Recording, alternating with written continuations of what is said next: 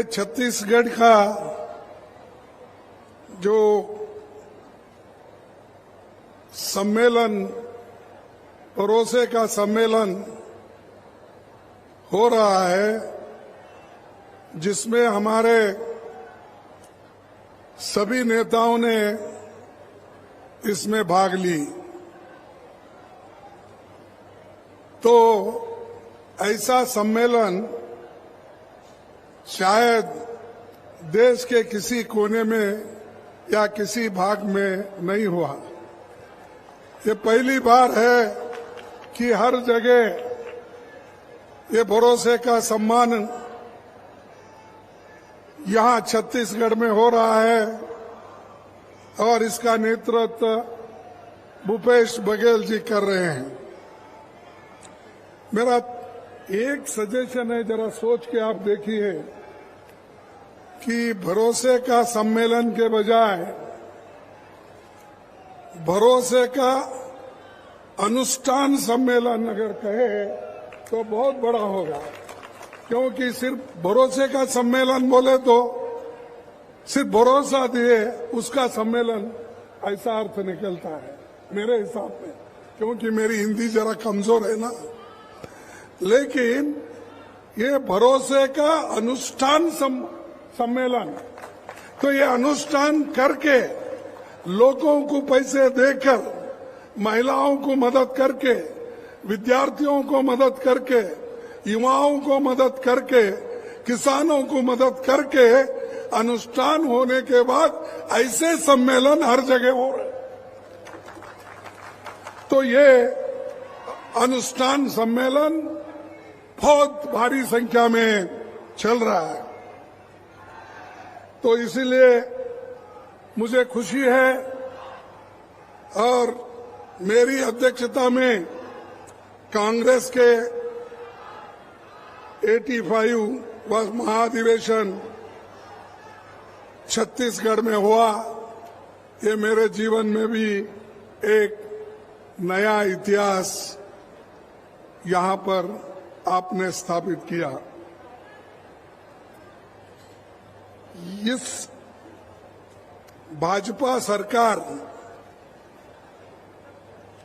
नगर नार steel plant का जो प्राइवेटाइजेशन करना चाह रही है, अभी उसका जिक्र भूपेश बघेल जी ने किया। अगर नगर नार स्टील कारखाने जो 2009 में अप्रूव हुआ था,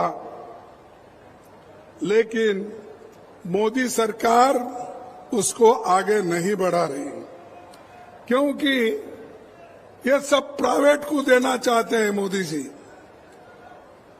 क्योंकि जब प्राइवेट को देंगे तभी उनको कुछ मिलेगा, अगर सरकार करेगी तो गरीबों को मिलेगा। इसीलिए ये जो है स्टील प्लांट, इसको मजबूती के साथ आप लड़ना होगा और इसको बना के आप बताना होगा, क्योंकि इसका फायदा गरीबों के लिए है। करोड़ों रुपए का यहाँ पर व्यवहार होता है और युवकों को नौकरी मिलती है। इसीलिए ये जरूरी है कि पब्लिक सेक्टर या गवर्नमेंट इसको चलाए और मजबूती के साथ अगर इसको चला दिए तो हजारों लोगों को इसमें नौकरी मिलेगी। मोदी साहब हमेशा अच्छे इंस्टीट्यूशन को भी खराब करते हैं और उन्होंने डिसइन्वेस्टमेंट के लिस्ट में भी डाल दिया था।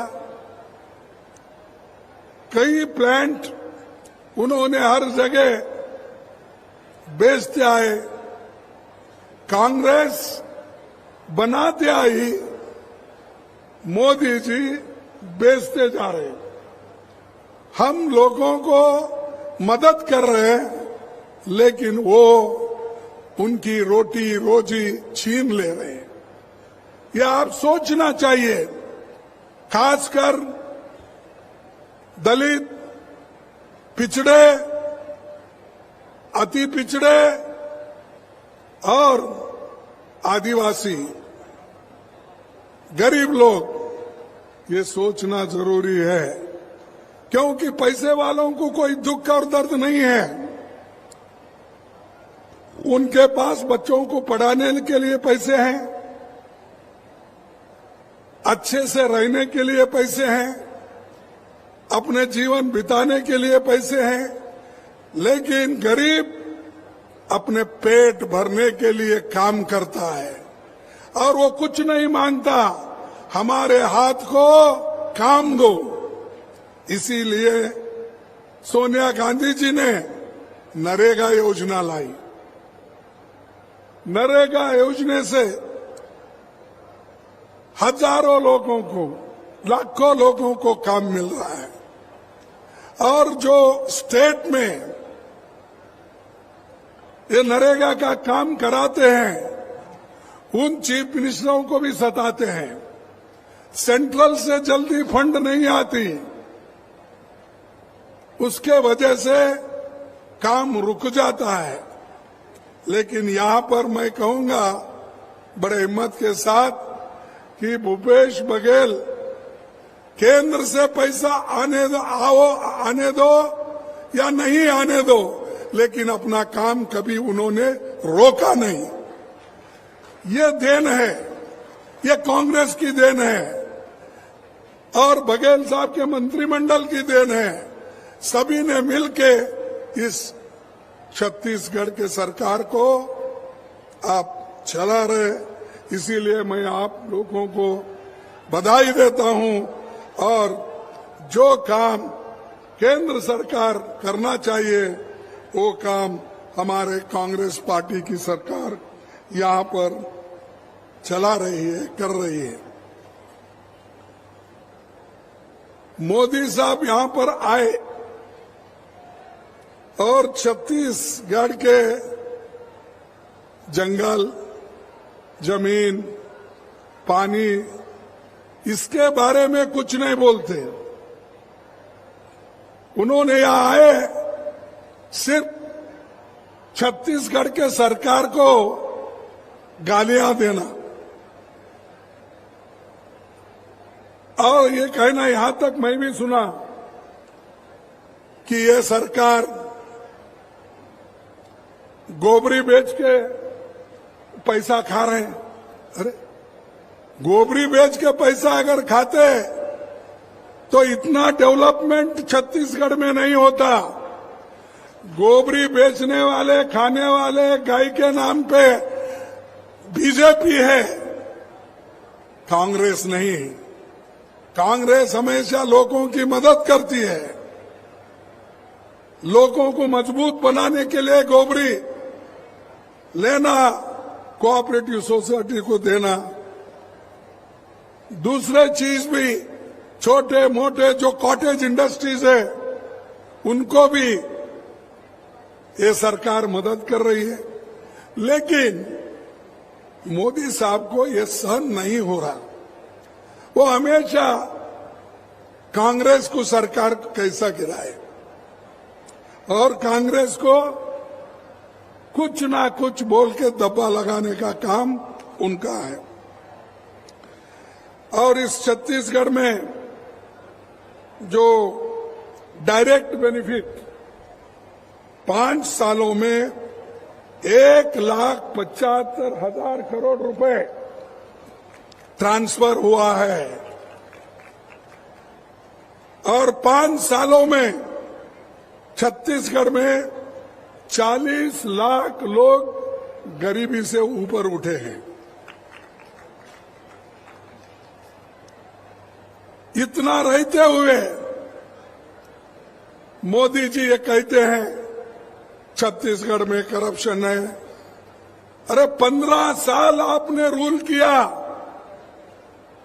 15 साल में बीजेपी क्या करके दिखाई?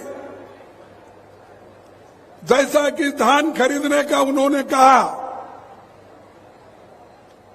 जो लिमिट थी उससे भी ज्यादा खरीदने का काम ये छत्तीसगढ़ की सरकार ने की, भूपेश बघेल ने किया।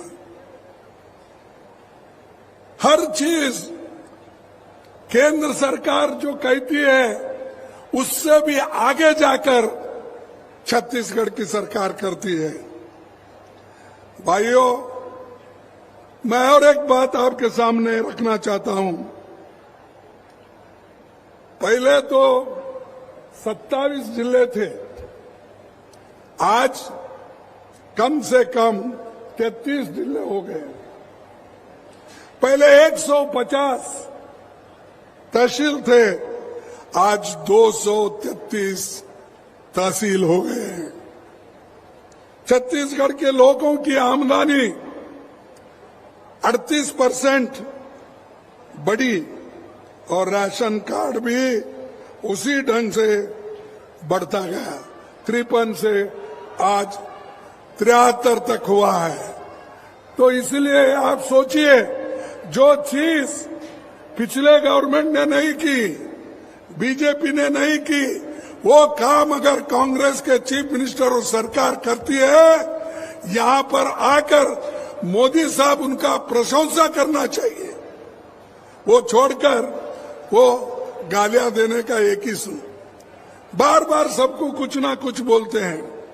और यहां तक उन्होंने कहा कि कांग्रेस अपनी पार्टी आउटसोर्सिंग की है।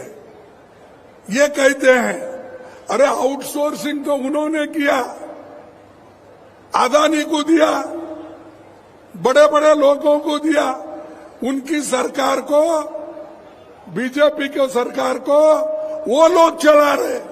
हमारे पास तो लाखों कार्यकर्ता है, सैकड़ों नेता है, हम चलाते हैं कांग्रेस को। हम तुम्हारे जैसे आउटसोर्सिंग नहीं है।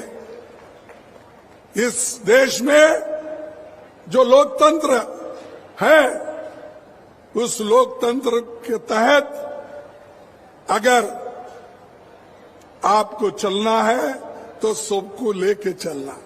लेकिन यहां पर तो सिर्फ 2 लोग चलाते हैं सरकार, केंद्र की 2 ही लोग चलाते हैं। एक तो मोदी साहब कहते हैं, दूसरा अमित शाह उसको अनुष्ठान में लाते हैं। 2 ही लोग, दूसरे किसी को पता नहीं क्या होना है क्या नहीं होना है। कभी हमारे चीफ मिनिस्टर्स को बुलाकर आपने चर्चा की, आपको क्या चाहिए, क्या कमी है, लोगों के समस्याएं क्या है, ये कभी उन्होंने नहीं पूछा। और शायद बघेल साहब यहां बैठे हैं, सिंहदेव जी बैठे हैं, कभी आपको बुलाकर अपने टेबल पे घंटों से कब बात किया, कोई चर्चा की? तो जिस आदमी के पास डेमोक्रेटिक तरीके से बात करने की एक हिम्मत नहीं होती, वो देश को कैसा संभालेंगे? देश को कैसा संभालेंगे? बड़ी बड़ी बातें तो करते हैं और यहां तक कि अच्छा करने के बजाय चीफ मिनिस्टरों को, सरकारों को धमकी देते हैं। मेरी बात सुनो, अगर नहीं सुनेंगे तो मैं आपके पीछे ईडी लगाऊंगा। मेरी बात सुनो, अगर आप नहीं सुनेंगे इनकम टैक्स लगाऊंगा। इस ढंग से उन्होंने ईडी, इनकम टैक्स, विजिलेंस, सबको, सब पुलिस ऑफिसर इनको इस्तेमाल कर रहे हैं। अरे भाई, देश को ईडी और सीबीआई, इनसे अगर सरकार चलाना है तो फिर आपकी क्या जरूरत है? आपकी जरूरत नहीं, आप घर में बैठिए, बस इतना क्यों घूम रहे हो? फिर हर जगह जा रहे हैं, तेलंगाना जाते हैं, वहां कुछ क्रिटिसाइज करते हैं, छत्तीसगढ़ आते हैं, राजस्थान जाते हैं, मध्य प्रदेश जाते हैं, मेघालय जाते हैं, हर जगह जाते हैं और झूठ बोल के आते हैं। अभी आप ही ने कहा, मैं वो इस्तेमाल कर रहा हूं। तो बघेल साहब ने बोला झूठ। मेरे को तो उनका झूठ बातें सुन सुन के बेजार हो गया, क्योंकि मैं उनकी बातें 9 साल से सुन रहा हूं, तो आप 5 साल से सुन रहे हैं, तो आपको आधा मालूम है, मेरे को पूरा मालूम है। तो ये जो मोदी करते हैं, हमेशा झूठ बोलते हैं। सिर्फ झूठ ही नहीं, झूठों के सरदार है वो। कोई आदमी, ठीक है भाई, पहले बोले वो कि मैं 2 करोड़ नौकरियां देता हूं। 2 करोड़ नौकरियां मिले आपको तो हम समझेंगे चलो एक झूठ बोले। दूसरा बोले 15-15 लाख तुमको घर में तुम्हारे जेब में डालूंगा, बोले मिले, चलो ये भी एक झूठ है समझेंगे। और किसानों का आमदनी 2 गुना करूंगा, हो गया आपका। जो भूपेश ने दिया वही है आपके पास। मोदी का क्या है बोलिए आप। तो मोदी झूठ बोलते हैं, इसीलिए मैं बोल रहा हूं झूठों के सरदार। एक बार बोले तो ठीक है, चलो भाई कोई गलती में बोले इसके लिए वो, लेकिन झूठ पे झूठ, हर बात और हर जगह जाते हैं। अरे म्युनिसिपैलिटी कारपोरेशन इलेक्शन नहीं छोड़ रहे, तुमको कहां छोड़ेंगे। एमएलए इलेक्शन वहां चले, कर्नाटक में भी आए, हर जगह घूमे, छत्तीसगढ़ हर जगह कोना कोना छप्पा मार रहे, राजस्थान में जा रहे, मध्य प्रदेश में जा रहे, तेलंगाना में जा रहे, तो हर दिल्ली से लेकर गली तक घूम रहे, दिल्ली से लेकर गली तक घूम रहे, लेकिन लोग वोट देने के लिए तैयार नहीं है।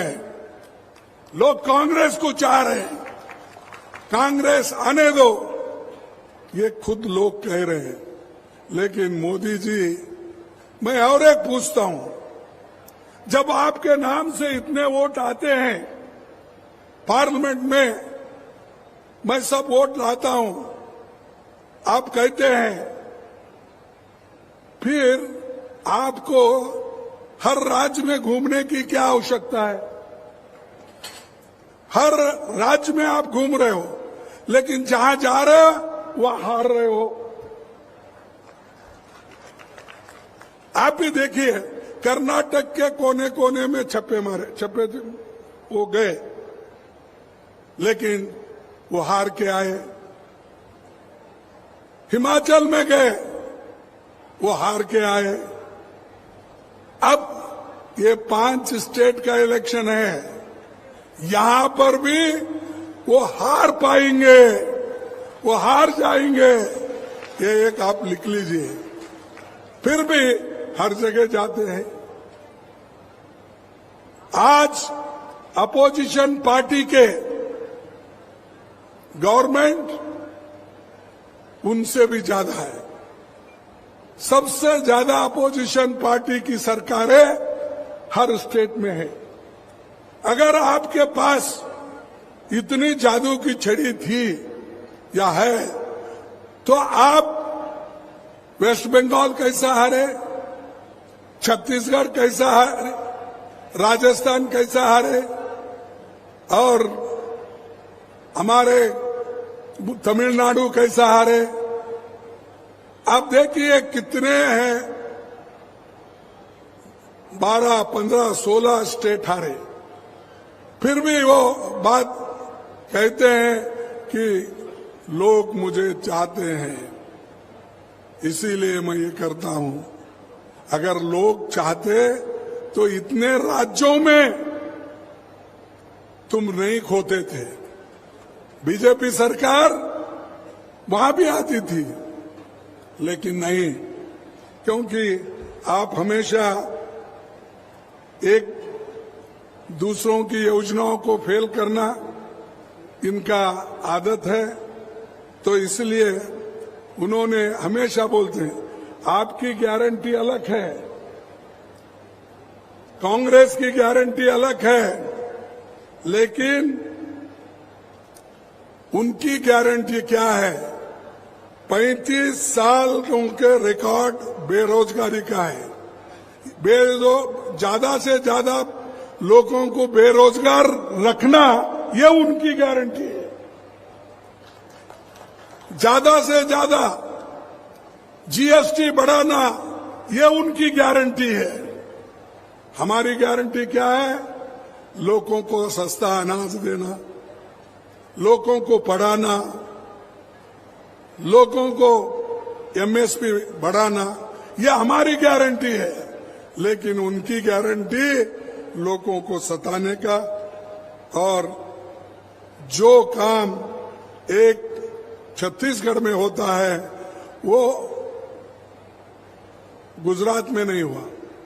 गुजरात मॉडल अगर आप स्वीकार करेंगे तो आप मरेंगे।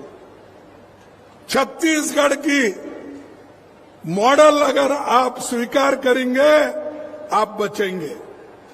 तो ये आपका काम है। इसीलिए मैं आपसे विनती करता हूं कि सोचिए, सोचकर कदम उठाओ और घर घर जाके अपील करो। ये तो सरकारी काम है, बहुत काम सरकार का उन्होंने किया है। मैं पहले से ही बोल रहा हूं, उनको और आप लोगों को भी बधाई देता हूं, क्योंकि जब तक आप उनके पीछे मजबूत है, उनके साथ है, तो कोई कांग्रेस सरकार को बिगाड़ नहीं सकता, कोई भी इसको खराब नहीं कर सकता।